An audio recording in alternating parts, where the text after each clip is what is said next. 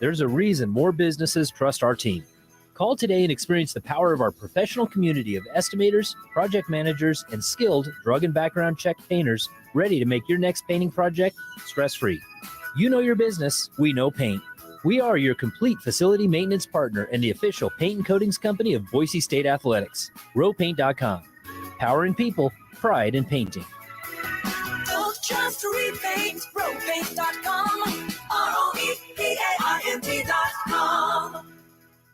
We've got your workdays covered. Jim Rome at 10, Rich Eisen at 1, and Prater in the ball game at 3. 8 hours of the best sports talk on Sports Radio The Ticket. It's time for the Bronco Nation News Report with 4-time NSMA Idaho Sports Writer of the Year, BJ Rains. Prater in the ball game, Idaho Sports Talk, 10 p.m. Mountain Time for such a sweet, sizzling matchup between two programs who can't seem to stand each other right now. Let's go live to Las Vegas. Circa Casino, BJ Rains, Bronco Nation News, now with us. This is our video segment as well, so you can watch this on social media. BJ, don't have to paint much of a picture for this stage tonight, right? All the food groups are represented. Yeah, I wish it wasn't so late at night, but it is what it is. And, it should be a great game. Looking forward to it. Obviously, Utah State just won the game a week ago, but I think Boise State was looking for this matchup, to be honest with you. I was down there in Logan. The way the game went, I think there was some frustration. The game started at 7 p.m. and not 3 p.m. when it wasn't on TV. The fact that they were going to have to get back late. You had the weather delays, which forced the team to go back to the hotel and have to spend the night. And it was just kind of a rough trip. And I think that there's some a little bit of frustration with how all that went down. And so I think the players know they can play better. They know they can beat them. They already have. And I think that, they would have been motivated whoever they played tonight. But I think that Boise State will be fired up, no doubt, to play Utah State tonight. What's special about Boise State versus Utah State for you? Well, I mean, the fan base last night, I'm sure Bob talked about it, but it was crazy. You had, I'd say, a couple hundred Utah State fans and students, a couple hundred students that made the trip. I don't remember ever seeing them have that many students, and they had, at least in the games I saw, the most students of anybody here, and they were standing the whole game, and they were really getting into it, chanting the Rebel chant and chanting UNLV and really getting into the game. And, I mean, there'd be big buckets for UNLV, and they weren't showing the UNLV students. They were showing the Utah State students cheering. It was crazy. And so Max Rice noticed that. A lot of the players noticed that. For whatever reason, Utah State just doesn't like Boise State, and I think it goes both ways for whatever reason. And I do think Boise State is becoming a little bit of the villain in this league with Leon Rice and what the team has done the last couple of years. 51 wins the last 2 years in Mountain West play, the most of any team in the league. And I just think they're an easy team to maybe dislike because they're winning if you're another Mountain West team. And so Utah State certainly is one of those teams. And Utah State's playing for a lot too. I think that they're not for sure in. They're right there on the bubble, and they know they'd be in if they won tonight. So there's a lot on the line. Boise State trying to improve its seeding, trying to get back-to-back, 2 in a row. And I think Utah State is a perfect opponent because there is a little, there'll be 2 fired-up fan bases tonight, and I can't wait. I think it's going to be a lot of fun. BJ Rains, Bronco Nation News Report. We do it every Friday right here on Idaho Sports Talk. BJ, I want to really just dive into this emotional thing a little bit. I'm fascinated by this, and maybe it goes way back all the way to, Nick Duncan and the Flying Bird and all kinds of other shenanigans that have gone on in Logan. So I understand a little bit of the history, but the way that this has ratcheted up over the last 10 days, the intensity, the emotional fan base, the Utah State fans, the Boise State, players and coaches being motivated to go back. What's the impetus of all? How did this all start in the last 10 days? I don't know the answer to that, but don't forget last year, Ryan Odom, the coach at Utah State, he got into it with Leon Rice in like a heated argument in midcourt in 2 seasons ago. If you guys remember, Utah State was having a team huddle during a timeout, and Max Rice walked over and tried to be part of their huddle to eavesdrop on what they were saying, just trying to be funny, whatever. And then Ryan Odom got into it with Max Rice. Leon and Ryan Odom got into it when they did the handshake line after the game. It was a heated kind of 15-second back and forth conversation. So you mentioned the Nick Duncan flipping off the crowd. Yeah. That the Utah State fans have just always been very loud in Logan. and have always, it's been a tough place to play. And so I don't know if it's just happened the last 10 days or what it is, but I think at least on the basketball court, you're developing a serious rivalry with Utah State and Boise State. And I mentioned that Boise State fans and players and coaches were very well aware that and I'm not just talking, guys, about, some Utah State fans just sitting there. I mean, they were standing as if it was the Utah State game, chanting and doing all kinds of UNLV things during the entire second half. I mean, it was crazy, but I do know, and again, I'm not saying Max Rice is going to play harder tonight because he was mad the game was at 7:00, but they got snowed in. They had to spend the night, extra guys to a room to fill all the space. I mean, it was not a fun experience in Logan last weekend, and part of that was because that the game was not moved up from 7 p.m. And I know that this was puzzling to people that it wasn't on TV. Why does it need to stay at 7? But there's a lot of small things that I think are building up, and certainly Boise State wants to get back to that title game for a second straight year. And I think, from the Boise State side, they've seen Utah State be pretty good. I mean, they've won this tournament. They've been to the NCAA tournament. They've done some things on the basketball court. And now that Boise State is starting to do some things, I think that the Utah State fans are getting louder, and Boise State fans have more reason to be louder and brag because they're doing things. And it's just getting better and better. And I think, 9 p.m. in Vegas, when they're passing out free drink tickets like I've got, all day. I mean, it's going to be a festive atmosphere for a late night game tonight in Vegas. I'll just say that. Hell yeah. BJ Rains again, live from Circa Resort and Casino. This is Bronco Nation News BNN Report on Fridays.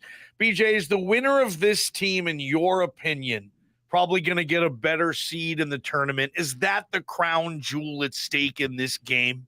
I was talking to somebody about that. I mean, you look at the metrics, and Utah State might already have a claim for that, part of the way, because they're number 18 in the net. They're higher in the net. If they win the game, they will have 2 of the 3 meetings against Boise State. The only thing that, Utah State does have going against them is they've got a couple, worse losses than Boise State does. Utah State's got 2 quad 4 losses. I mean, that's not good at all. And you look at all the teams ahead of them in the net, nobody has any quad 4 losses in the top 17 spots ahead of them in the net, and they've got 2.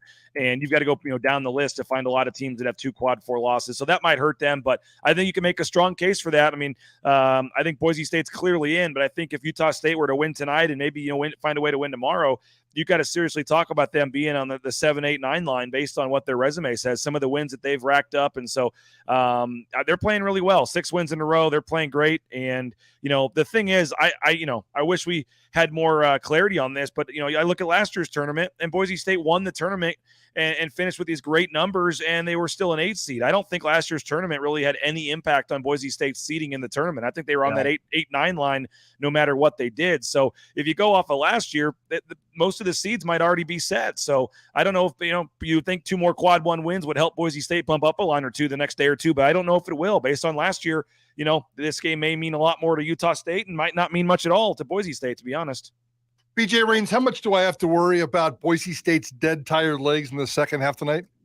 I think you worry a lot more about that tomorrow if they find a way to win tonight. I mean, the second day, you're usually okay. It's usually the third day where it's even worse. I mean, Boise State did get a couple extra hours compared to Utah State. They played the game after Boise State last night. So Boise State technically has about a 2.5-hour edge in terms of the rest. But yeah, I mean, when you got, we've talked about this all year. It's been the storyline. And in March, I will say this, the timeouts, I think, are a little bit longer for CBS, during the tournament. So you get the extra 30 seconds or a minute per timeout break, which helps a little. But yeah, I mean, you had 4 starters play almost 40 minutes in that game, with it going to overtime. That's certainly something that you could probably be concerned about. I thought UNLV maybe got a little tired legs at times because they were kind of on fumes, it seemed at times. So I think it's a fair concern. It's been a concern all season. And, guys like Jace Whiting and Lucas Milner are going to have to continue to play some minutes tonight. And you just hope that they can hold serve and try to, not let, too many negative things happen when they're in the game. BJ Najee leading this team in scoring last night, and I don't think they win that game without him. I like what I saw from Abo. Do you have maybe an X factor or whatnot tonight, a guy you think is due to have a really good game that might propel Boise State to get to the championship of the Mountain West tournament for 2 straight years? Well, I don't know about you guys watching on TV, but being courtside, I thought that was as good and as healthy and as much of a speed burst as Marcus Shaver Jr.'s had in a long time. I thought he looked really healthy. He was diving on the floor for a loose ball, which led to a reverse dunk by Najee Smith. I think he started 5 for 5 from the field. I know people want to talk about a couple of the free throws he missed late in the game, but I thought overall Marcus Shaver Jr. looked good. And, him and Najee Smith both talked in the post-game press conference about, hey, this is our last ride here. We're not ready to go home early. And both those guys, and Marcus Shaver in particular, just kind of seem possessed right now to not let this team lose. And it's tournament time. So I think that, it's probably an easy out to say maybe the best player is the most important, but I'll say Marcus Shaver Jr. I think if he can play like he did last night, stay healthy and give them a solid all around game, I think that's a great sign. BJ, I know this is the Bronco Nation news report, but real quick, do we have to worry about San Jose State winning this tournament? I thought you were going to ask if we had to worry about Leon Rice going to Washington. I don't know if you guys saw that tweet or report. Yes, I did see that. But no, San Jose State. You watching them play in person, man. It's just even more remarkable what Tim Miles has done. Just amazing. They have the Player of the Year and Amari Moore, and they've got a couple other dudes. And so the spread's 8 points tonight. I think San Diego State got their close game out of the way yesterday. I would assume San Diego State wins tonight. But major props for San Jose State. They've made some huge improvements, and I expect them to hang around. And I think that'll be a pretty competitive, close game. But I would expect San Diego State probably in the end to pull it away. You expect Leon Rice to coach this team next year? Yes. Although I will say it was a little odd that Max Rice went through senior night. Yep. We were never really, and I think his quote to you was, you never know or something. I don't know how a Arizona Rivals reporter, would be connected to Leon Rice, but I think he's very happy here. He's very happy with the direction of Jeremiah Dickey and the program. He just got the new contract. Heck, Prater, if they win that first NCAA tournament game, it might be time for another new contract for Leon Rice. Who knows? But I don't think Prater's going to agree with that. I don't think Prater's signing off on that one. I need more information. Well, I think he's very happy. They're very close to announcing that they've raised all the money for the new practice facility upgrades, and they're going to have almost all charter flights next season. I mean, they're making some serious increases, and I'd be very surprised if that were to happen. Awesome. BJ, again, live from Circa Hotel and Casino in Las Vegas, our Bronco Nation news report. BJ, when's your coverage starting tonight? 8:45 Mountain Time. We'll be live at 8:45 Mountain Time. Abe Jackson will join me for the pregame show, and then probably like 12:30, 1 o'clock in the morning. It's going to be a late one. We'll be on with the full postgame show, and hopefully it's a good one for Boise State fans. It's going to be a late night, so drink some coffee. And I wanted to do the show today out by the pool, but it's kind of cloudy and rainy today, so I decided to stay up in my room. Oh, tough life. Yeah. Wanted to make you guys feel a little jealous, but no, it's actually not pool weather today at all. Wish I was down there with you, BJ. Good stuff. I'll be tuned in to the pre and post game at Bronco Nation News. Check out their YouTube channel and find a way to subscribe if you haven't already to Bronco Nation News. Appreciate you, BJ Rains, every Friday right here. Go get him, BJ. Appreciate it, guys. BNN retreat this summer to Vegas to Circa. Let's do it. Yeah, on BNN. That'll be great. We'll get that done. Appreciate you, BJ. Eric McAllister. What type of year is he going to have? Well, he told Mike Prater and other media members today what his goals